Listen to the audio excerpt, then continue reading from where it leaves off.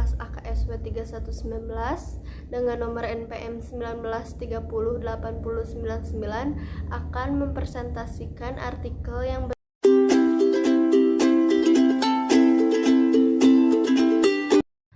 Masyarakat Indonesia, khususnya masyarakat Jawa, tidak akan asing mendengar kata beduk. Alat musik atau sumber suara ini banyak ditemukan di masjid-masjid ataupun mushola.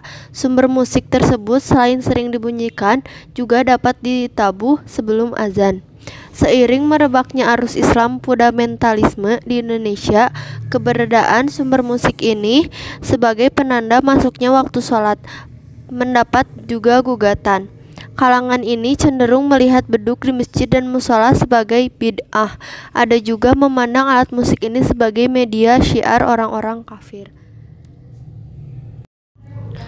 Kontroversi terkait hukum atas beduk tersebut sebenarnya sudah menjadi perdebatan para ulama Nusantara, khususnya para ulama di wilayah Jawa.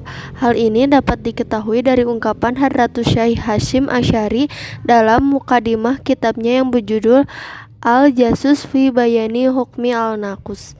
Menurut beliau, para ulama sebelum beliau berbeda pendapat terkait hukum menabuh beduk sebelum dan sesudah azan. Ada sebagian ulama yang memperbolehkan bahkan menghukuminya sunnah. Ada pula yang menghukuminya haram bahkan menghukuminya murtad.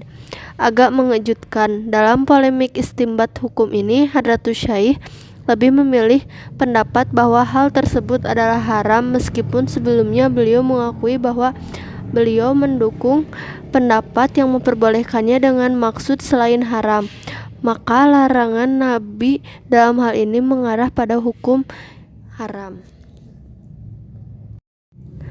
Hal yang perlu digarisbawahi dalam permasalahan beduk ini adalah bahwa hukum keharaman membunyikan beduk ini dilakukan untuk tujuan pemberitahuan masuknya waktu sholat dan belajar.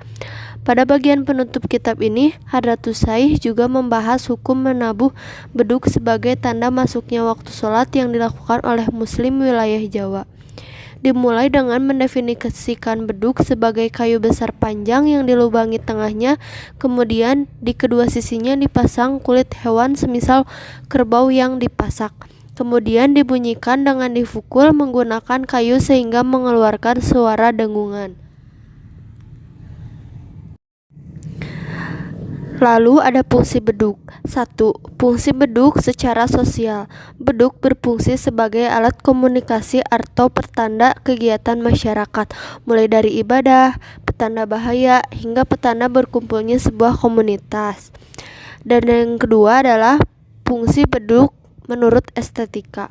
Beduk berfungsi dalam pengembangan dunia kreatif, konsep, dan budaya material musikal.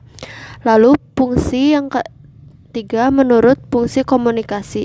Dalam hal komunikasi, beduk biasanya digunakan untuk memberitahukan sesuatu kepada orang lain lewat ketukan-ketukan tertentu yang sudah dibuat sejak lama, seperti saat akan sholat maghrib pada zaman dahulu. Di sini kita akan membahas tentang cara pembuatan beduk itu sendiri. Pada awalnya, kambing atau sapi akan dikuliti. Kulit hewan yang biasa dibuat sebagai bahan baku beduk antara lain kulit kambing, kulit sapi, kerbau, dan juga banteng. Kulit sapi putih memiliki kualitas yang jauh lebih baik dibandingkan dengan kulit sapi coklat, sebab kulit sapi putih lebih tebal daripada sapi coklat, sehingga bunyi yang dihasilkan juga akan berbeda, di samping dengan keawetannya yang lebih rendah. Kemudian, kulit tersebut direndam ke dalam air dengan deterjen sekitar 5-10 menit. Jangan terlalu lama agar kulit tidak rusak. Lalu kulit akan dijemur dengan cara digelar supaya tidak mengerut. Setelah kering, diukur diameter kayu yang sudah dicat dan akan dibuat beduk. Setelah selesai diukur, kulit lalu dipasangkan pada kayu bonggol kayu yang sudah disiapkan. Proses penyatuan kulit hewan dengan kayu dilakukan dengan paku dan beberapa tali temali, maka beduk akan jadi.